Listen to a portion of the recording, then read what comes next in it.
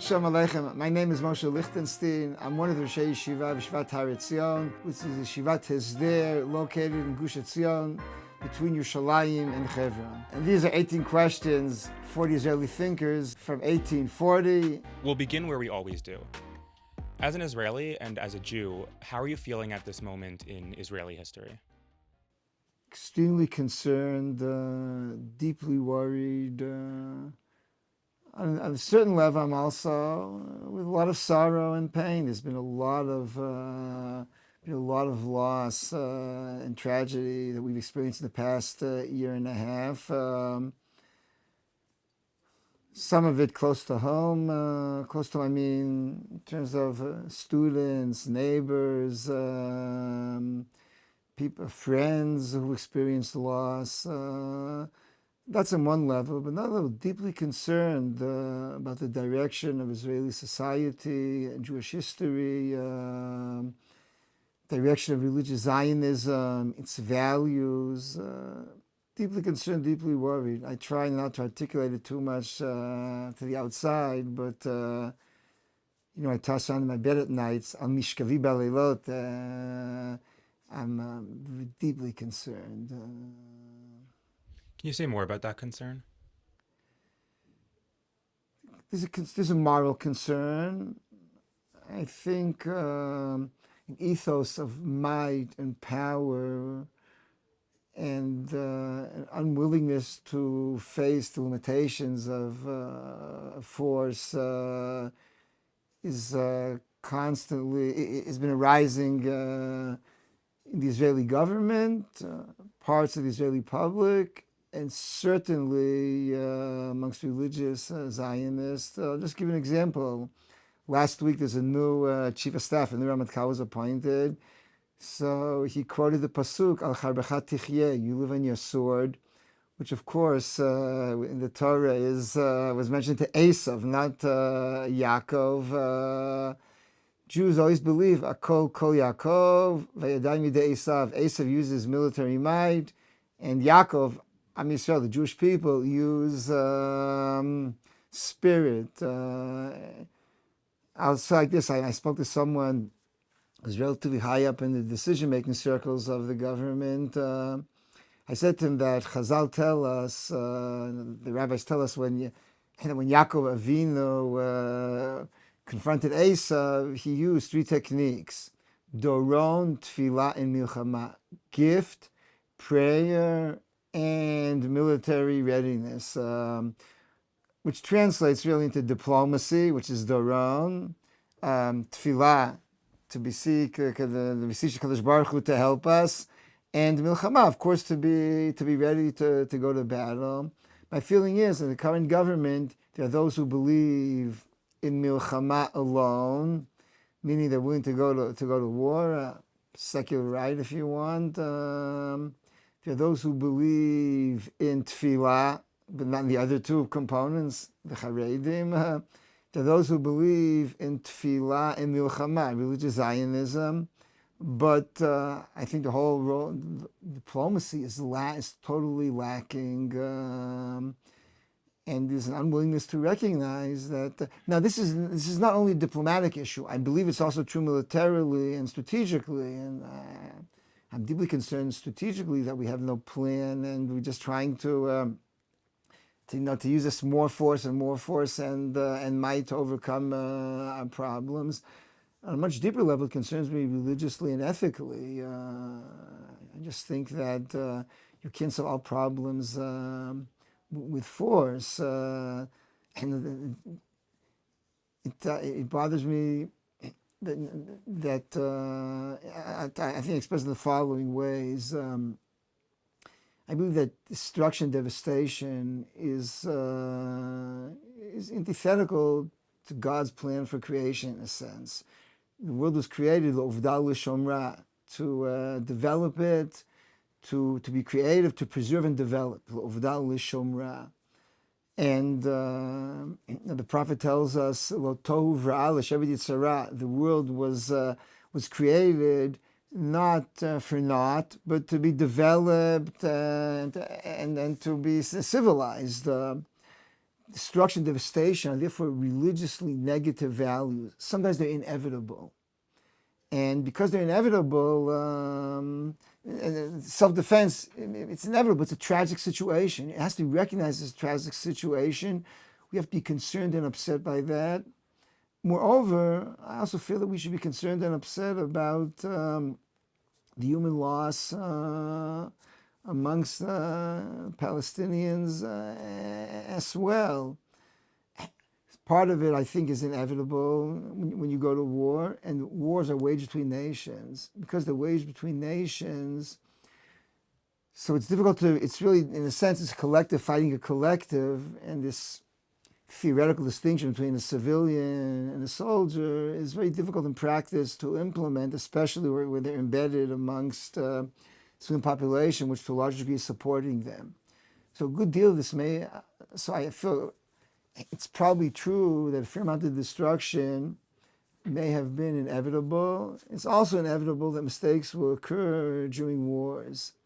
Nevertheless, I think the following two observations have to be made, and I've been repeating this here in the yeshiva often the past year and a half. First of all, even if it's inevitable, you have to be upset. It has to cause distress. The Medrash says that when Yaakov took from Esau the blessings, and he basically pushed him aside and caused him distress, that there was a price to be paid for that. It was the right thing to do. Yaakov clearly was supposed to be the successor to Yitzchak, and not Esau, whose values were totally different than those of Yitzchak and of Avraham. Nevertheless, the Medrash says, because it says Vayizak Esav Zaka Gedola, because Esav screamed in pain because pain was inflicted upon him. Am Yisrael had to pay the bill down the road. And you have to recognize and be sensitive. And there are a few other midrashim. I don't want to quote all of them at the moment, but for instance, the Medrash claims that Avram was quite concerned about the destruction that he wreaked during the war that he went to rescue Lot, which is a justified war, but Avram was still concerned about the fact that he had to kill and to inflict pain upon Lot's enemies. So that, I think, is, you have to feel distress, even if it's justified. Secondly, you have to constantly ask yourself, is everything justified? And I said before, I think it's inevitable that some mistakes will be made. However, I do have my concerns that not everything which is done was always done necessarily. Not everything that was always done was absolutely necessary. Even factoring in the fog of war and factoring in the fact that mistakes are made. To put it differently, I do believe that in the past war, there were many problematic events, which I don't want to discuss and get into the details, but and I do believe it's hard to disconnect this from the fact that the government is espousing an ideology of power. When you have a party which claims to be religious, or you have a party of, I'll say like this, excuse me, let's strike that phrase off. When you have a party of religious people which and promotes religious values, which calls itself Otzma Yehudi, Jewish might, I think it's far and antithetical to Jewish values. Jewish values don't celebrate might. Jews celebrate spirit. It's maybe inevitable to have to use power, but that certainly is not what you should be. That's not your calling card. Your calling card should be spirit. It should be Ruach Yehudit, not Otzma Yehudit. I've spoken about this during the past. I find it extremely distressing that we adopt an ideology. I therefore believe, yes, part of what's going on in Gaza is function of the fact that the government has an ideology of using power. Or I'll put it differently, I believe we should give humanitarian assistance because it's morally the right thing. Even setting aside the diplomatic ramifications. I just believe morally we shouldn't starve people, and we should be concerned. The Rambam claims, it's a dispute, others disagree with him. The Rambam claims you can't destroy trees even if you need to do so for defensive purposes. And certainly people are, obviously people are more so than trees. That's on one level that I feel deeply concerned.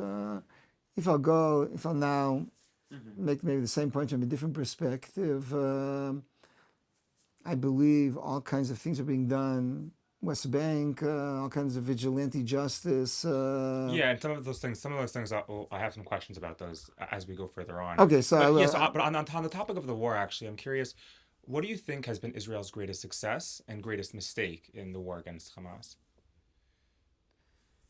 You asking me spiritually or strategically? I'll let you decide how you'd like to answer.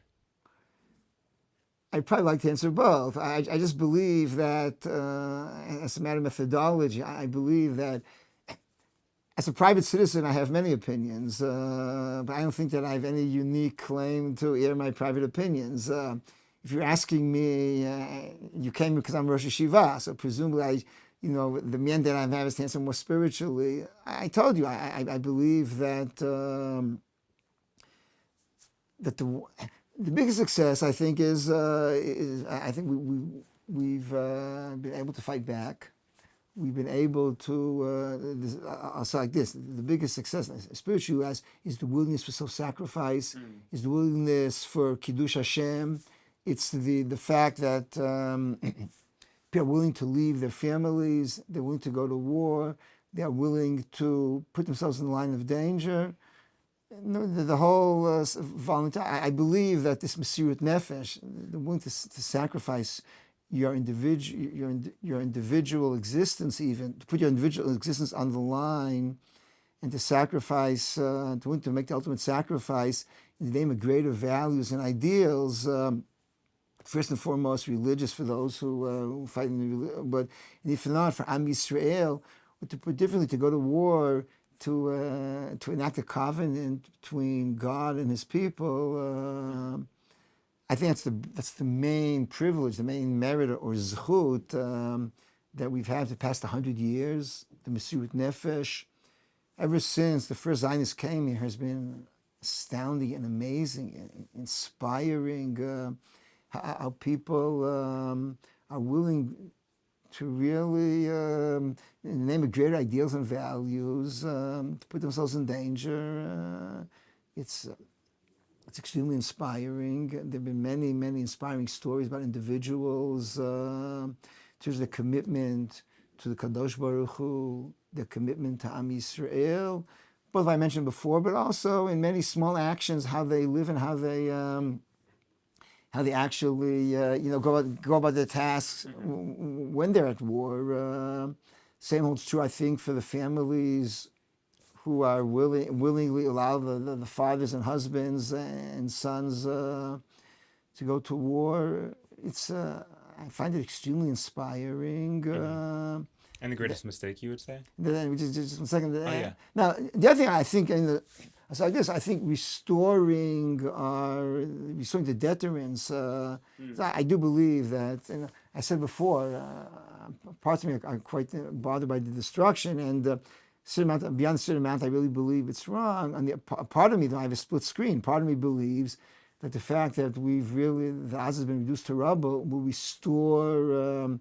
The deterrence will, in a sense, will exact a price. And I said before, wars are done between collectives.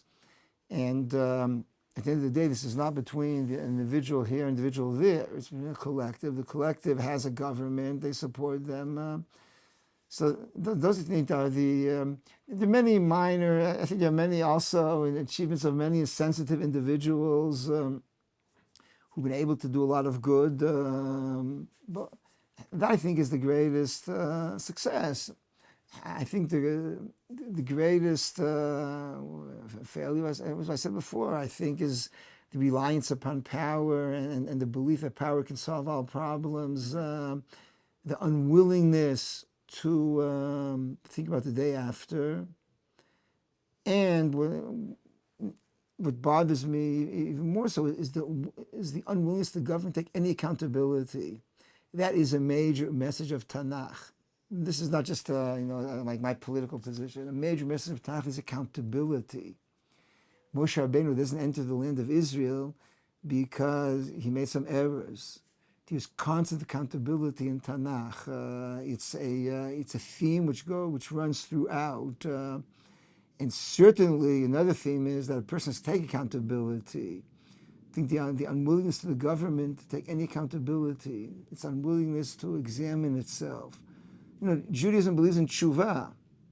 Tshuva means, first of all, you have to understand what went wrong, both spiritually and also, of course, in this case, practically.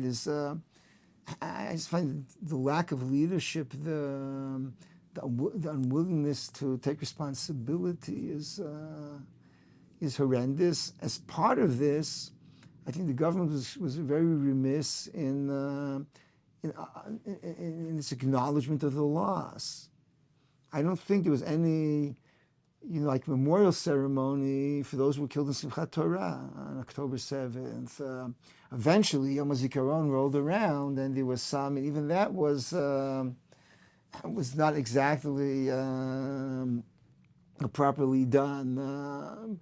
But there was never a public ceremony, a government ceremony to acknowledge the loss, to memorialize.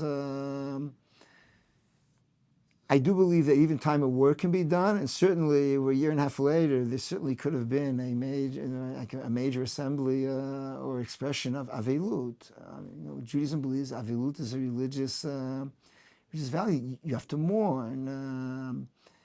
That to me is another major failure. I'm not talking about now to have established investigation, but just to want to say, to mourn, to express the loss. Now, from a religious perspective, I think what happened in Simchat Torah is what you would call, to use theological terminology, is hester panim, meaning God concealed himself. He looked away from us. He hid out of anger, or because he forsake us. Now, we're not getting into nuances, whether we'll call it hester panim or call it divine punishment. It's a major distinction, but for the purpose of this podcast, I don't think it's crucial. Either whether God decided to punish us severely, or worse, he hid himself and just walked away for that one day or for that period. It requires a religious response, a response of tshuva, repentance. I think every community has to do that. Every community has to repent. The secular community, the religious community, the right wing, the left wing, the Haredim, the religious Zionists, everyone has. And when we're talking about repentance, I'm not talking about what's called in Yiddish to clap al chet on Yenim's chest. No, I'm not talking about that each one should point out the other segments' shortcomings, and the religious Zionists say what's wrong with the Haredim, the Haredim say what's wrong with the secular say what's wrong with religious Zionists. I'm talking about each community doing introspection. Tshuva really means you introspect and you think what's wrong with you, not you point fingers and blame at others. It's difficult. How to do public tshuva is a very difficult concept, and I'm not sure I have a roadmap exactly how to do it. But it seems clear to me that there should be a point, or there should have been, and maybe there still should be a point, in which people groups get together and they analyze themselves. They do self-introspection. They do tshuva, and you surface problems. I think that's the proper religious response. I don't see it's really happened. I'll just add one other point. Another accomplishment or major achievement, I think, of the war was it did a lot to heal some of the rift in society from 2 years ago. I think it's often overemphasized. I think, unfortunately, the basic rifts were papered over, and I still believe that society is at the moment torn apart, that the basic division in society has not really been healed. I think many people, particularly on the right, romanticize that the war solved all problems, that people fought together, and when you're in a tank or in a Gamash, an APC, you're not. You really don't. You don't care who's in right, who's in left, who's dati, who's chiloni. All that is true, and I think that there certainly was another positive outcome of the war. Unfortunately, I don't see it spilling over into society, into larger society. So partially that. Another thing which I thought was positive was the ability to express avelut within the communities. I said before, I think the government did not do that, but I do believe that the communities get a lot of mutual support. There was communities coming together and supporting their members that I thought was positive and inspiring. There was a lot of mutual support. Before, you were mentioning when we first started about, at night tossing and turning and having concern over things that are happening in the state of Israel in its own direction. I'm curious, and specifically with the war and everything since October 7th, I'm curious, being the Rosh Yeshiva of a Hesder Yeshiva, which is pioneering Torah and military service, how do you square those things?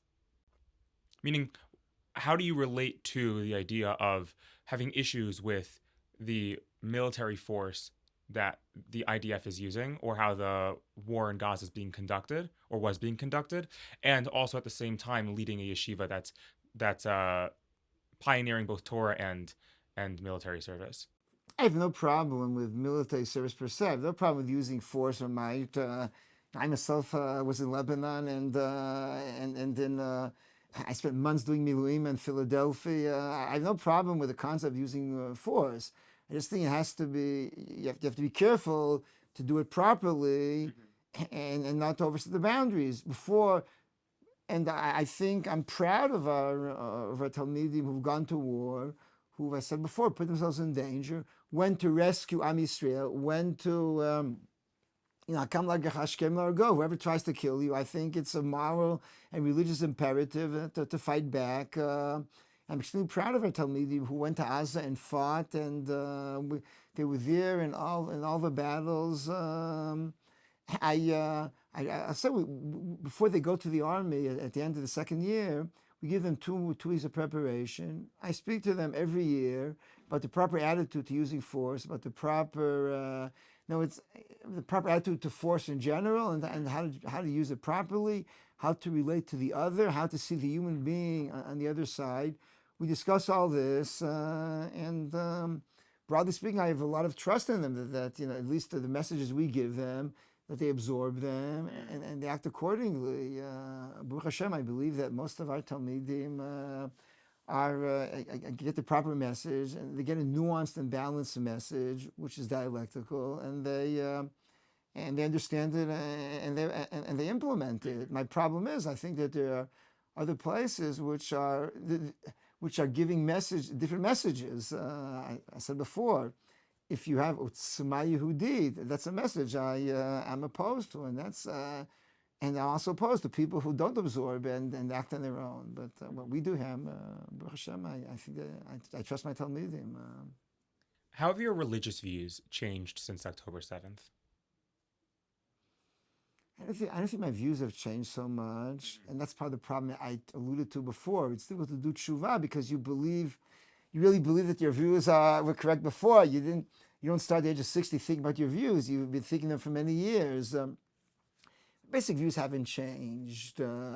What's changed is my concern about how Am Yisrael is living our values. I'll say like this. I've always believed in theory that it's possible for there to be a galut. If Am Yisrael will sin, we say it's a Kriyat Shema every day. If Am Yisrael will veer off the path, if Am Yisrael will sin, God can always punish us. We are not exempt from the classic cycle of Tanakh that when there's sin, one of the options of punishment is galut. Exile from the land. Exile, yeah. it was never. It was always an abstract idea, which I believe in. I believe in abstract ideas. I can never see a roadmap how that would actually happen to connect the dots.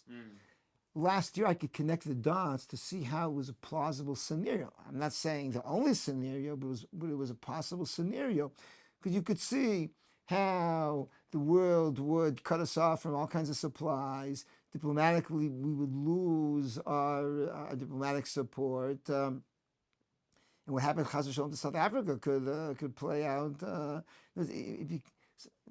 Now, I'm concerned also because I think I said before, I think some of our values, especially the morality of force, the Torah tells us that if Yaakov will be too harsh upon Esav, so God will allow Esav to throw off his yoke, the yoke of Am Yisrael. And when I see vigilante justice, when I see innocence on the other side at times being harmed, and there are unfortunately such cases. And what's also concerning is not only that such actions happen, but they're not condemned. They're either viewed forgivingly or worse at times. This causes me to not to change my values, but to be afraid that how God will apply, how God will treat us. And I see also in front of me that the values of society, I think, are changing. It's much more confrontational. These norms and standards are... norms and standards regarding what? Of public morality and public policy. Also like this.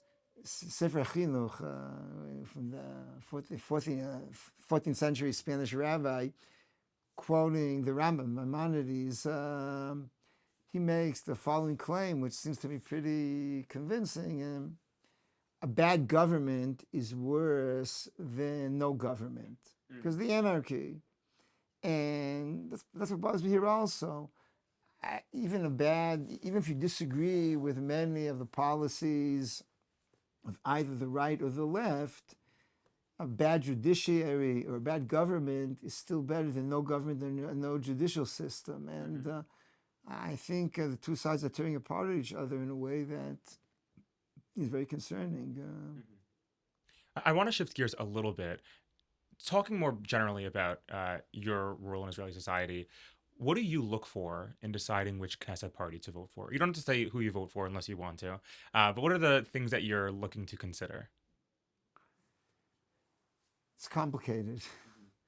In theory, you would want to vote for those who support your moral and spiritual values. The problem is that you have more than one moral and spiritual value, and each party, I think, covers a part of it. There's a famous statement by tribute to Ernest Simon, who said that those I daven with, I can't talk to, and those I talk to, I can't daven with.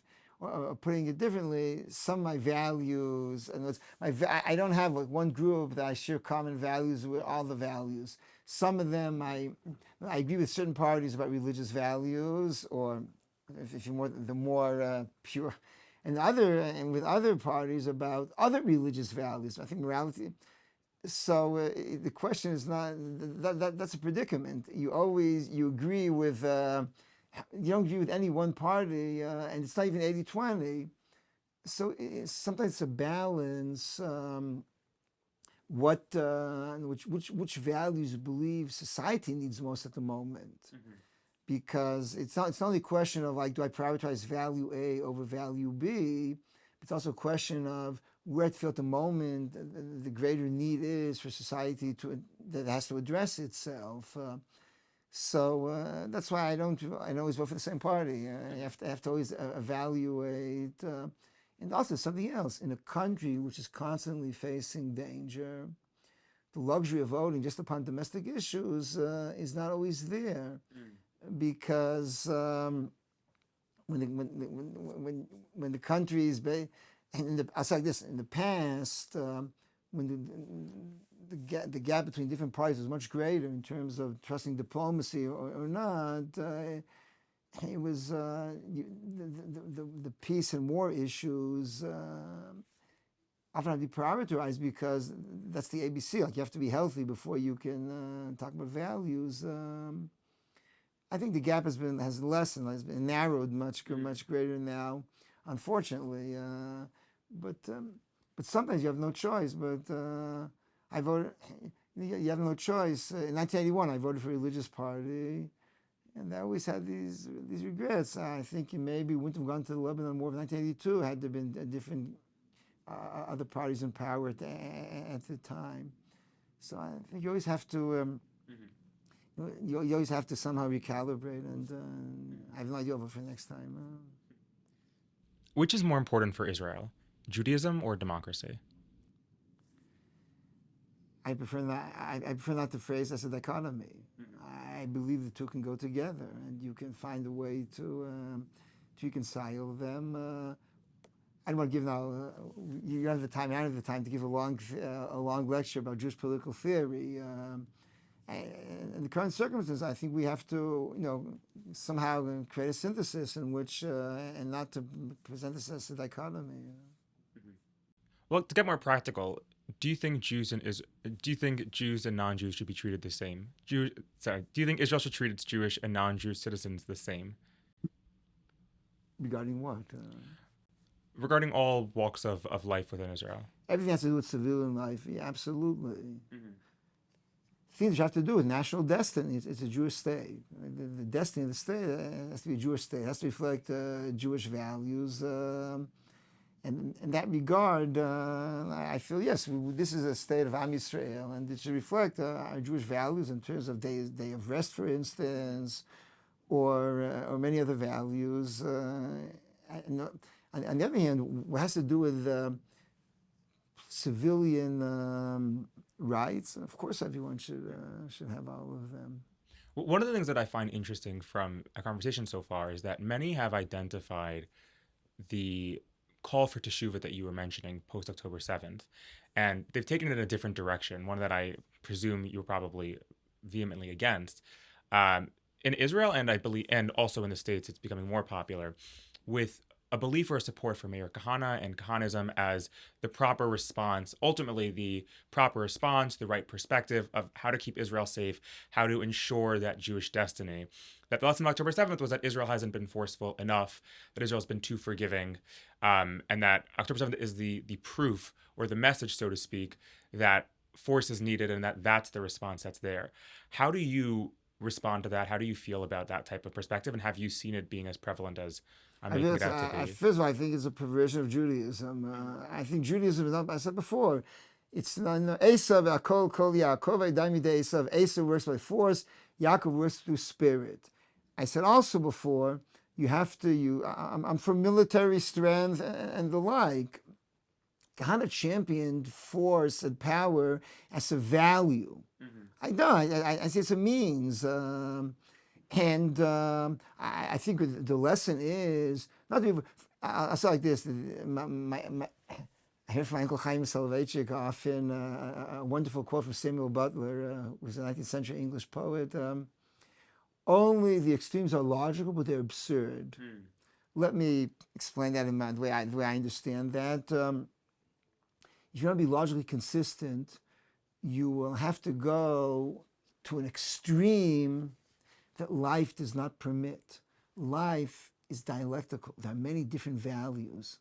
If you go either to the extreme left, now this doesn't matter, we're talking about economic issues, political issues, halachic issues, theological issues. It's true about all of them. Life is dialectical. So let's talk about this example. If you go to the extreme left, you believe that everyone is peace and there's no need for you can disarm and the like, which of course will clash with reality after 5 minutes, if not less. Or to take into a Kahana's extreme, it may be logical, but you reach such a moral perversion that it's also untenable. Life doesn't believe in that either. So you have to combine. What is my response? My response is we have to maintain the desire for peace and harmony as a value. At the moment, unfortunately, there's no one to talk to.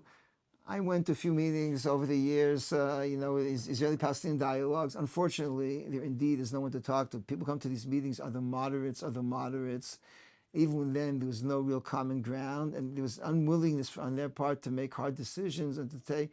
However, my conclusion is that we should maintain these values, and the idea should not be to obliterate Gaza. The idea we should defend ourselves. Now, sometimes you defend yourself on your borders. Sometimes you defend yourself. You have to attack, unfortunately. But the message of October 7th is it was a huge mechdal, meaning the army was caught with its pants down. And the main lesson is the army has to put its act together. The government has to put its act together in terms of defense and security. But the idea is not to try to chas v'shalom to try to devastate and destroy totally a place where 2 million people are living, and I don't think that's a morally tenable or strategically tenable option. We have to do is make sure that we put in place the proper safeguards to protect ourselves. Some of those safeguards include attacking, include going to war at times, but I said it has to be combined with maintaining our moral values. You mentioned before that you couldn't find common ground in those dialogue centers. I'm curious what you were referring to. I believe that for us to have an agreement or to make some kind of have some kind of agreement with the Palestinians, each side will have to compromise practically. I told them often that there's a Mishnah in Masechet B'Metzia. The Talmud tells us that if two people cling to a garment, shnayim achazim b'talit, two people grab the same garment, you have two options. They can slug it out, what the Talmud calls kol dalim gavar, and whoever will be stronger will break the other guy's teeth and grab the garment, or you can compromise. You split it in half. It is patently obvious when you split a garment in half. It is wrong. Legally, it's the wrong decision, so to speak, because one of the two is the rightful owner. One of the two arrived first and made claim, and he's the rightful owner. However, since we can't figure out who this, you compromise in order to avoid conflict and a fist fight. So you decide to compromise to arrive at some kind of harmony, or to put it differently, you prioritize shalom over emet, peace and harmony over truth. The Gemara says in Masechet Sanhedrin, Im yesh shalom ein emet, im yesh emet ein shalom. If there's peace, there's no truth. If there's truth, there's no peace.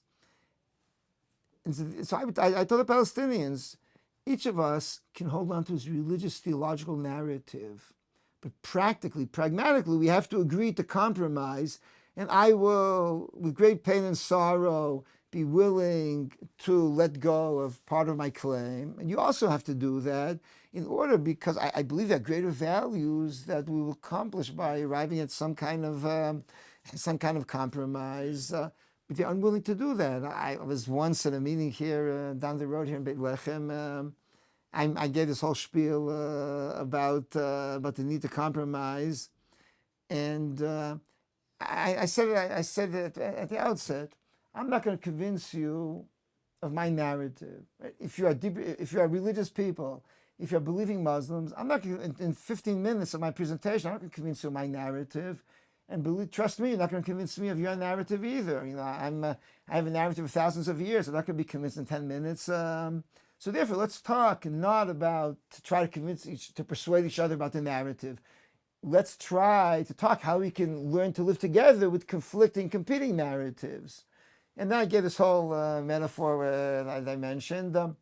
Then, as soon as the other speaker got up, he was an imam someplace.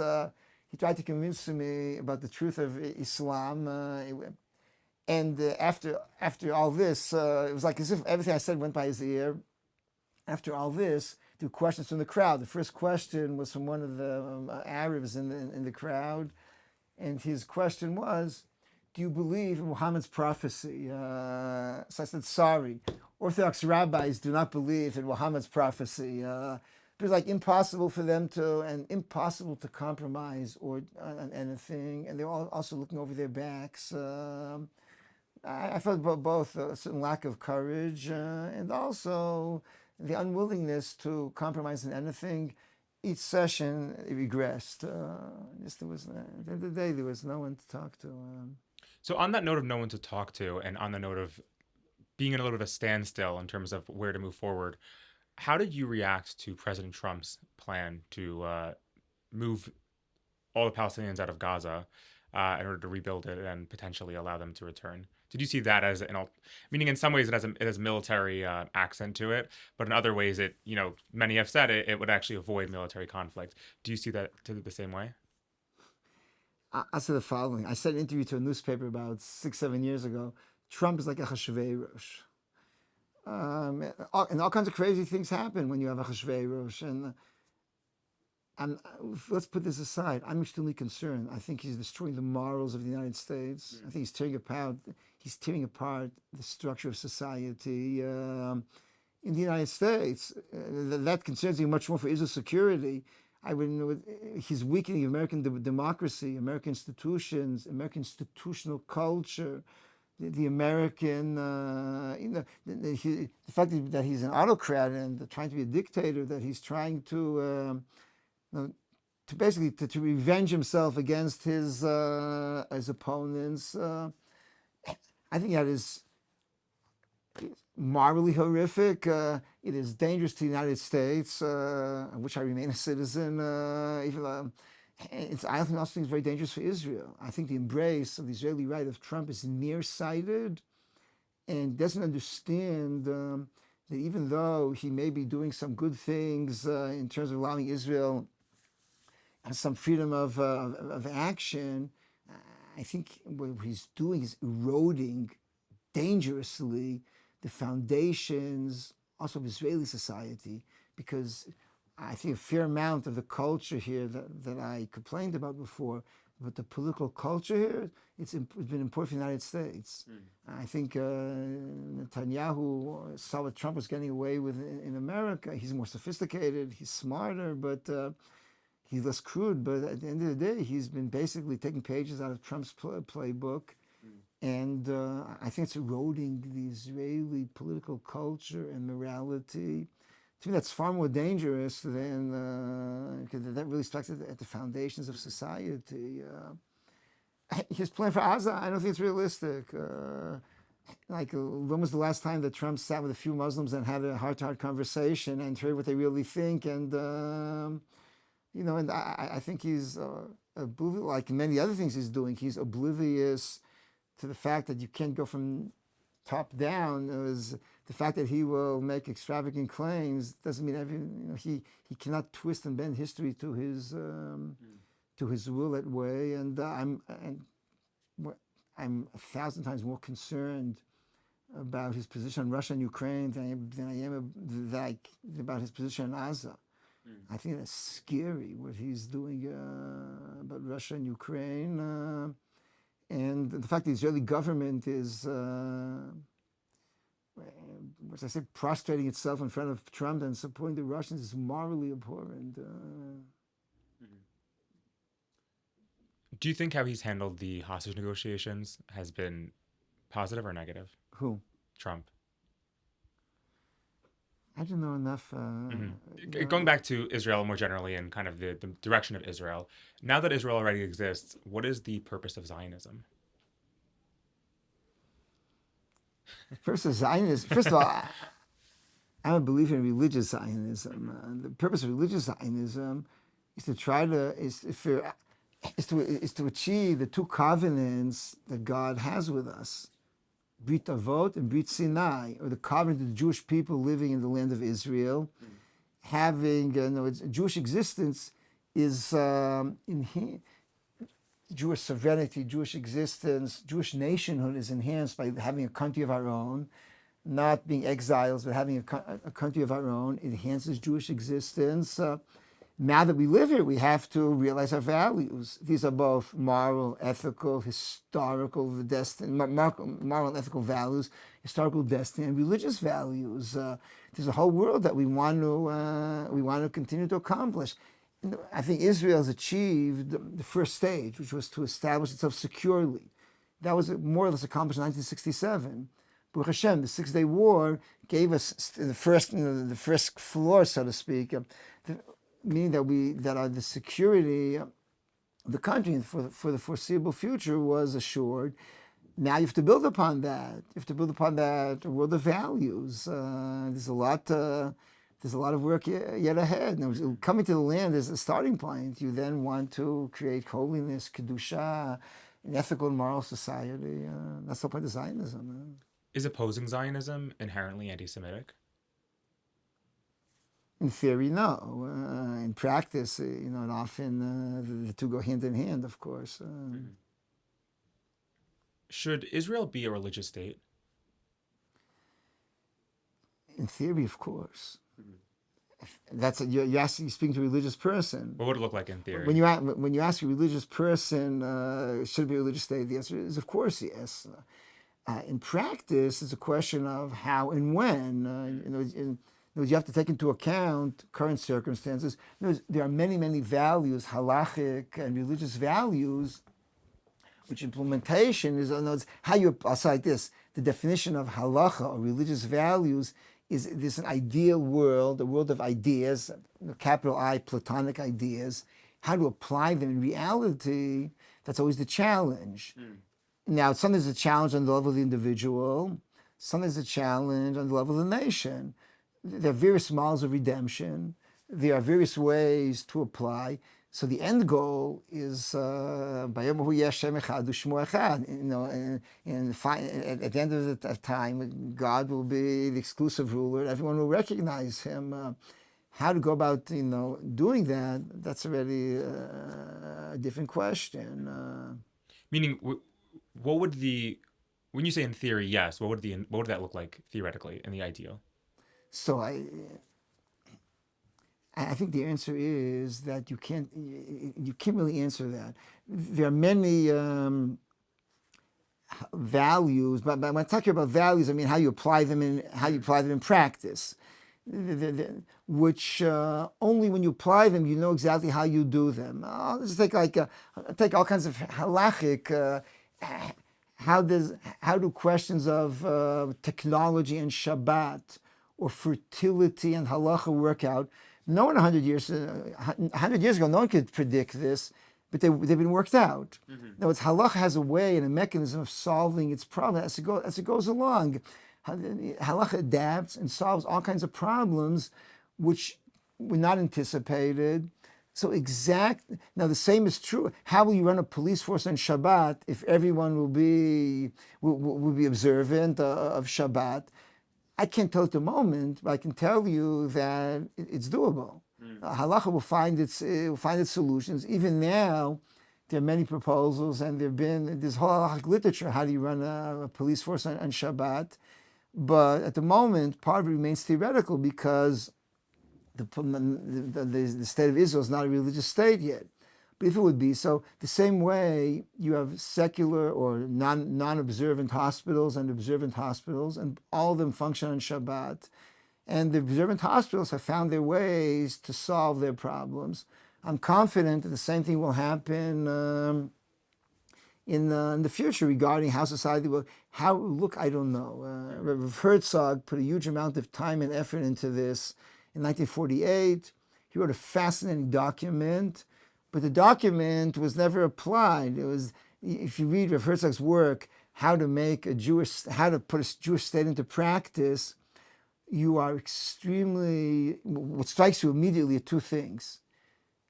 It's how broad a canvas the man is painting on, how impressive the breadth of vision is, and the naivete. The naivete that secular society would have accepted his blueprint. However, when society will not be secular, so I think his basic idea that you have to come and derive its solutions and there are various halachic techniques to do this, it will be realized. but you always need the bulldozer, the pressure of reality to apply at the end of the day. Mm-hmm. So that's why I can't forecast. I'm a rabbi, not a prophet. If you were making the case for Israel, where would you begin? The case to whom? Yeah, I was expecting that question. I'll let you decide however you'd like to qualify it. No, to Jews, to non-Jews. Jews and non-Jews. Yeah, there are so many different ways to qualify it, so I'll give you the freedom to decide. That's punting. Well, I think I would start. It depends who I'm addressing. The people who, certain people, I would start with. God told Avram Avinu that Abraham that he would get the land, he would inherit the land. We've come to the land of Israel. We're now doing our best to build a moral and ethical Jewish society, one which try to realize the vision of Abraham and the Kadosh Baruch Hu lahavdil. The Torah tells us, Ki yadativ l'man asher yitzaved banav u'beito acharav v'shmu derech Hashem asot tzedakah u'mishpat. I've chosen him. Yadativ is a tricky word. It means it means both. I've chosen, but also I am aware and recognize, and also I've elected and chosen him because he will transmit values of tzedakah u'mishpat, of justice and fairness to generations. Has Israel been able to do all of this? No. But has it done a lot? Yes. It's Jews have come back to their land, which belongs to them. They've realized the self-definition.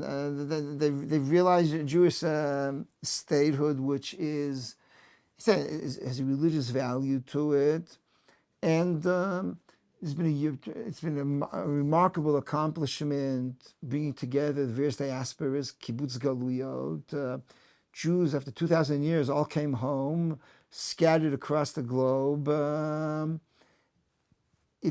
think society is not perfect, and I pointed out many of my concerns before, but nevertheless, I think many, many wonderful things have happened here, and that I can walk into. We are talking Gush Etzion now. Avram Avinu passed by one of the roads you drove on today on his way from Hebron to Yerushalayim for the Akedah. When he went to sacrifice Isaac, he walked from Hebron to Jerusalem. He passed by one of these paths over here. David fought Goliath probably 10 kilometers from here. He lived 10 kilometers to the north in Beit Lechem. We come back to our land, and we're doing our best to create a society, I think there's been a huge amount of accomplishments. Should all Israelis serve in the army? In theory, yes. Mm-hmm.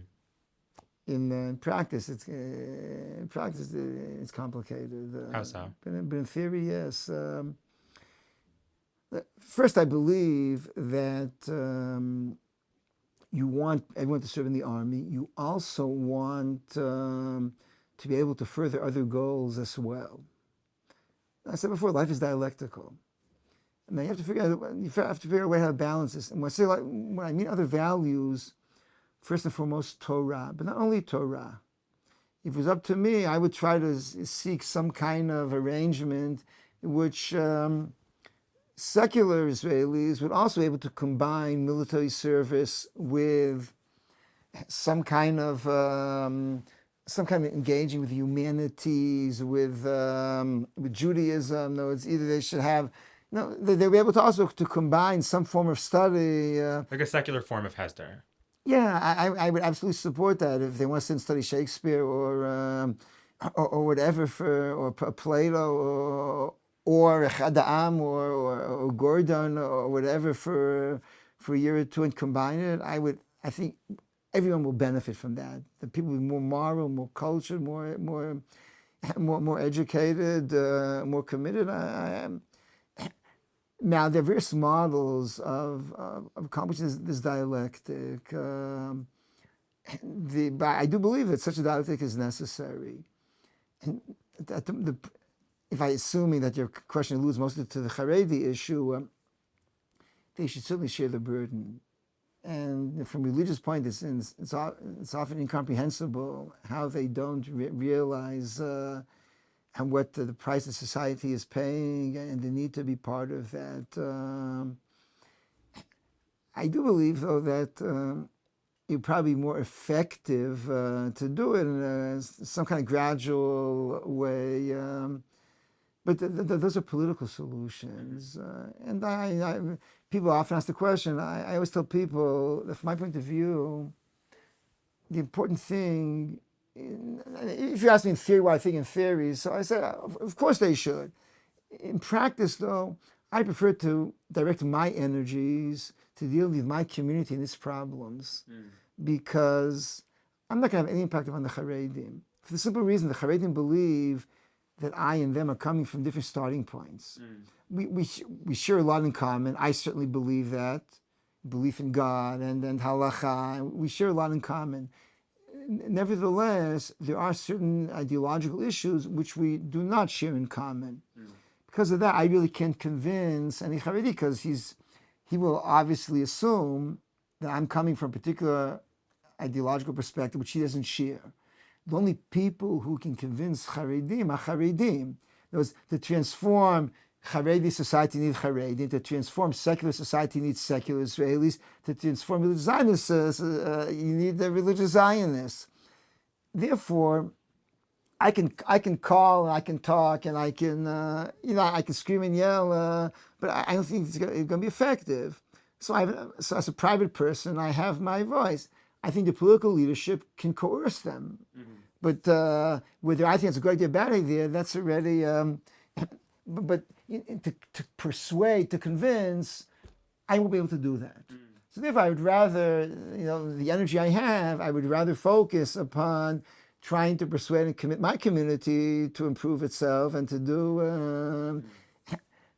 But yes, of course, I believe in theory that they should find a way to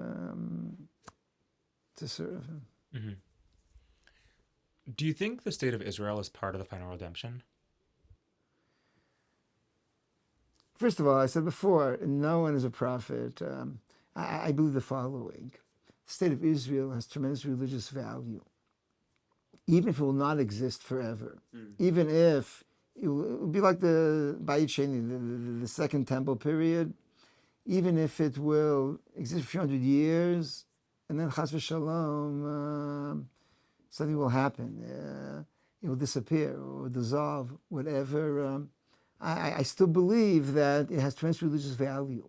Religious value is not only the final redemption. I believe that every stage along the way has religious value. I also believe our efforts to bring about the redemption, they themselves have religious value. That men working in history to achieve God's goals, serving God, men trying to improve society, to improve history, being active in history, that is also a religious goal. Now, what I believe is the following: that what we've done is significant. Now, think for a minute. You want to build a building.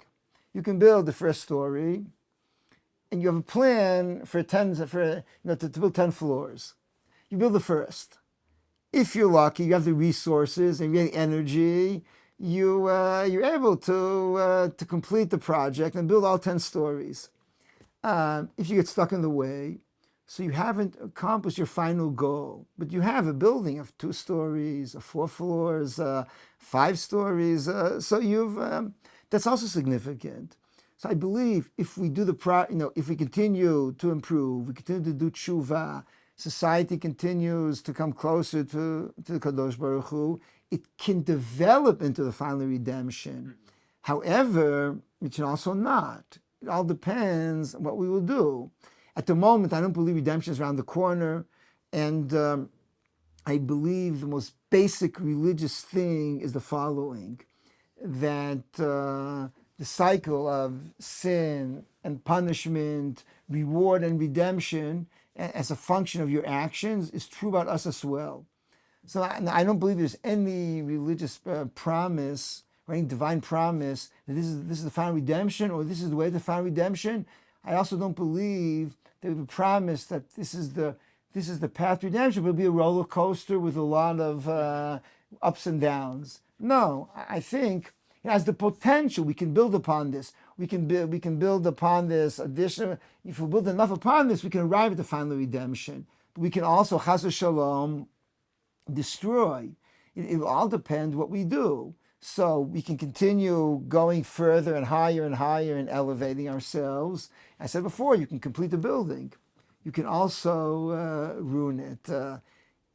Now, to make the same point from a different perspective, I don't think at the end of the day, the crucial factor is redemption. I'll say like this. Chazal talk about two paradigms of redemption. One is Dor Shekulo Chayav, one is Dor Shekulo Zakai, meaning a generation that's full of merit or full of sin.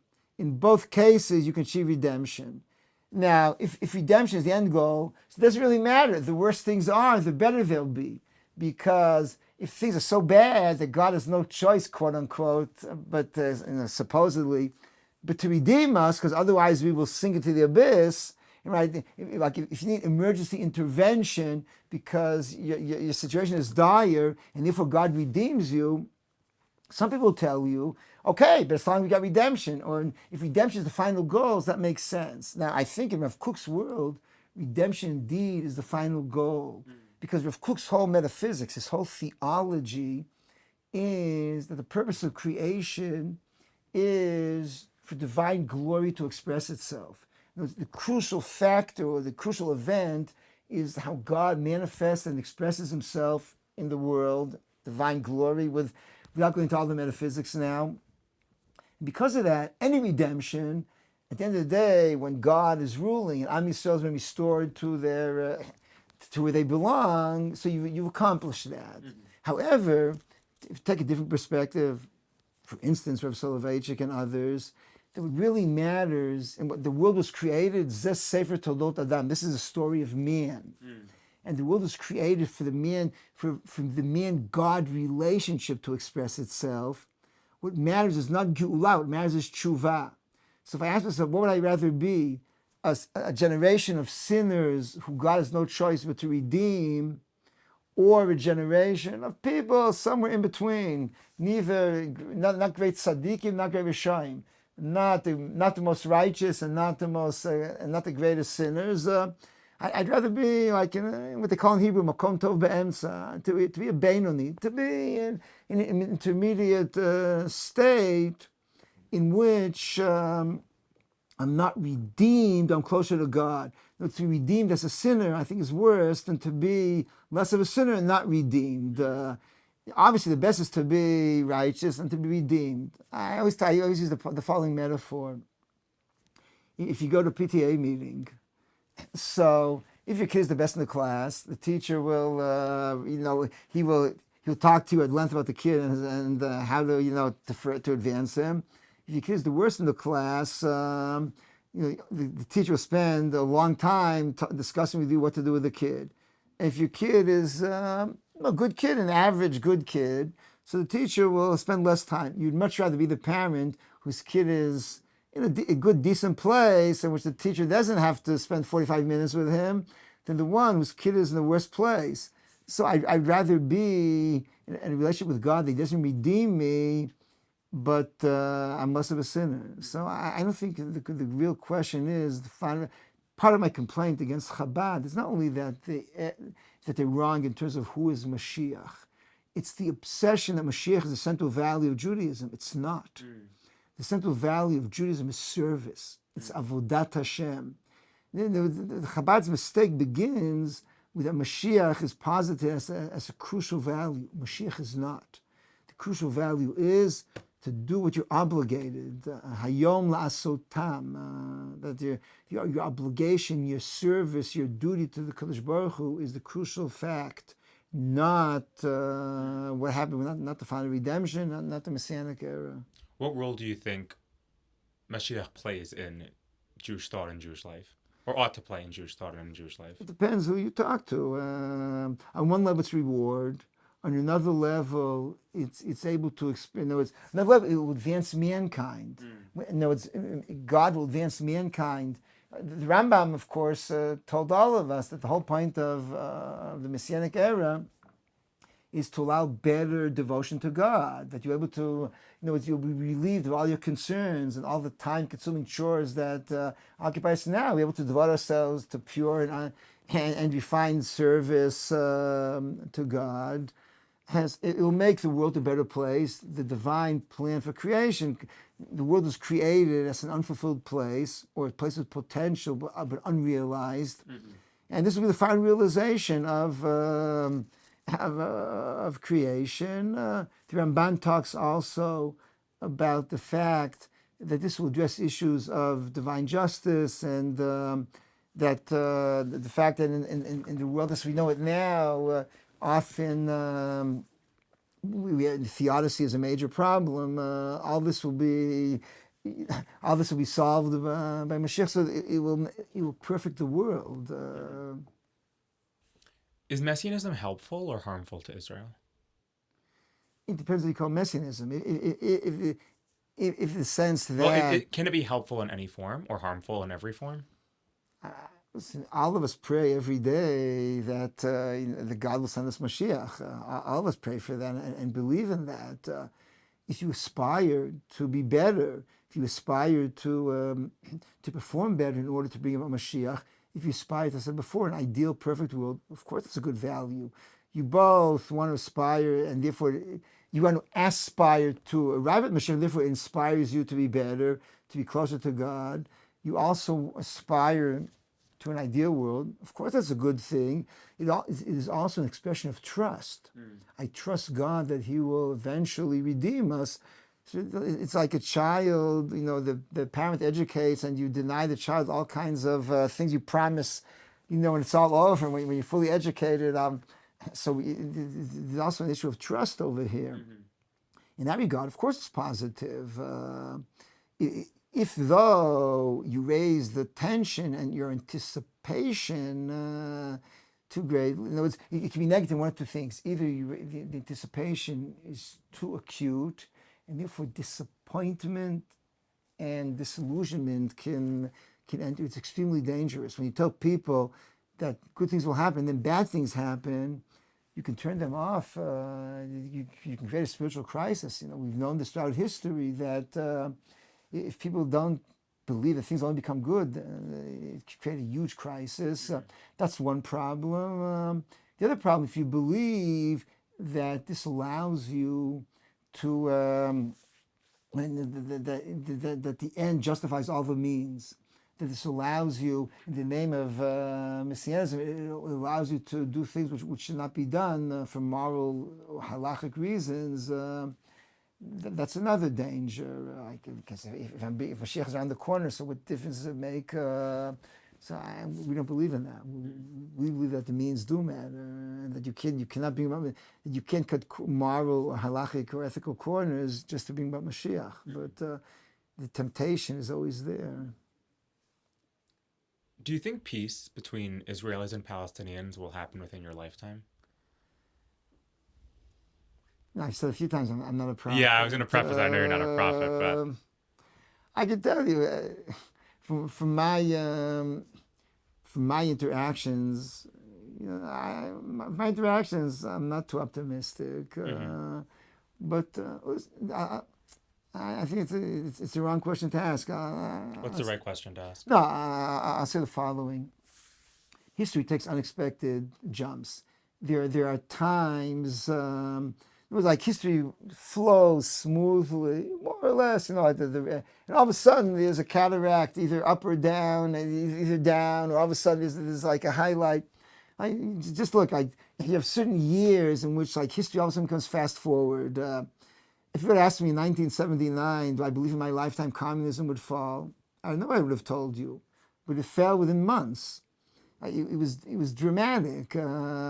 If you had asked anyone in 1965, do you in your lifetime you'd be able to pray at the Kotel Har Bayit? I don't know what they would have answered you. In other words, history spikes at times. And because of that, no one anticipated 1989. I remember I used to read Newsweek at the time. Newsweek, I guess you could say Zichrona Livracha. I remember reading in early 1989, late 1988, the beginnings of a bit more liberal culture in Eastern Europe. Someone wrote that he saw people in Prague wearing watermelons on their head. So he wrote, it's very nice, the culture is changing, but of course from this to the fall of communism, it'd be hundreds of years or whatever. And I remember someone writing a column there in 1988, once more commenting that things were a bit changing, that Germany will eventually be reunited, obviously not before 2050. It happened 5 months later, and this is 1989. So I'm saying it's you never know when all this. People look at the way history is at the moment and assume it continue flowing the same way, but there are dramatic changes. And if you constantly look at what's happening, so the answer is no. But the same way there are things can go up or down. I have no way of knowing what dramatic changes, what dramas there'll be. Will there be another Sadat? Will there be Palestinian Sadat? Will there be a Palestinian Gorbachev? I don't know, and I don't think anybody knows, and it's naive to claim you know. What do you think should happen with Gaza after the war? Or I guess now that the war is nearing its end, as we're going through these phases of the ceasefire deal?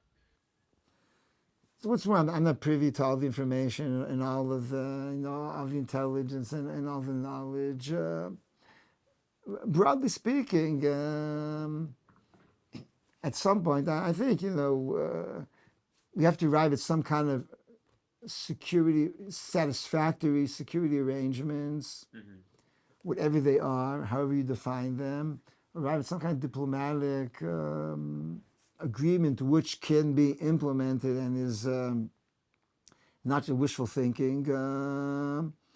And then you have to, the 2 million people, you have to let them live their lives. And obviously, if in theory, and then arrive at some kind of economic cooperation, et cetera, unfortunately, all those hopes have been dashed. But at the moment, I think there has to be a willingness to arrive at some kind of conclusion. We didn't mention this at all before, but I think one of the problems facing Israeli society at the moment is the burden upon the miluim, upon the army. It's unsustainable. The Israeli army is not. And you see this firsthand being in the Gush and in Israeli life more generally, I'm sure, as firsthand. well. I see in families whose husbands are called time and time again to serve. I see it in my family. I see it in my neighbors. I see it in my talmidim. My class has been a revolving door this year. Oh, wow. People going in and out. I can see how institutionally the learning has been weakened by this revolving door phenomenon of people going in and out of miluim. I see it in families. Children whose fathers are taken for 80 days in miluim. I know someone, a close friend, he got 83 days, all done by emergency decree, Tzav Shmona. I just believe that it's unsustainable. Everybody knows that the percentages of people who are showing up are decreasing every cycle. It is unsustainable. A person cannot live. I also think the army is insensitive for 2 reasons. One is, at the moment, there's no checks and balances because it's a war. It's the same way from a budgetary perspective. Checks and balances in what regard? On the army, no one is regulating the army. And maybe this is not for a podcast in North America, but speaking as an Israeli to Israelis, if the army is unregulated, they'll do whatever they want. There are always needs, right? They're saying, the blanket will never cover your whole body. So you always have to pull it in a different direction. In normal times, the army is constrained because someone actually regulates their budget. The finance ministry actually stops, gives a certain budget restriction. At the moment, there are no budget restrictions. It's a war. Since there are no restrictions, so there's no accountability, there's no budgetary accountability, and there's no accountability in terms of manpower. No one is regulating manpower. And I do believe that because of that, they are mobilizing excessively. they're also mobilized by emergency decree, which means there's no legal checks and balances. If it was, there are rules for how many days you can take a person. There are rules for the frequency you can take them. But at the moment, there hasn't been any legislation to change. It's simply done by emergency decree. That's one problem. There's no regulation. I think the army's needs are great. But additionally, I think there are also people not regulating it properly. Secondly, I also believe, I tend to think, people in the army who mobilize don't really appreciate the price the families are paying. Why? Because they work in the army. Even if I admire them for making a military career, but their lives are not interrupted. When someone is in the army 365 days a year, that's his job. So his life is not interrupted.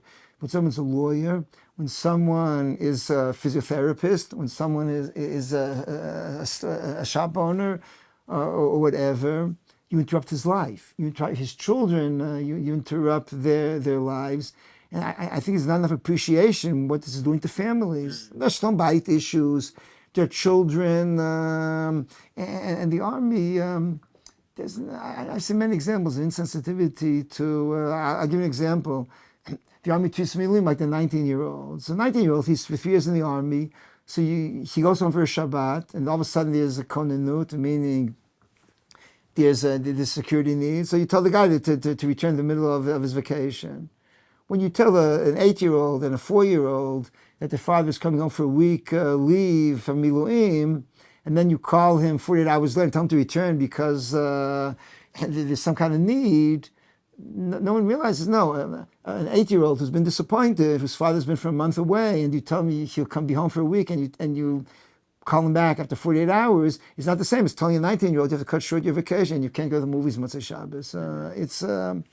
I think there's insensitivity towards the burden, and I think that's sustainable. The Israeli army never fought a war more than 3 weeks. And I think the mindset is, there has not been the proper switch of the mindset, how you go about doing it in a way that it can be a long-term conflict.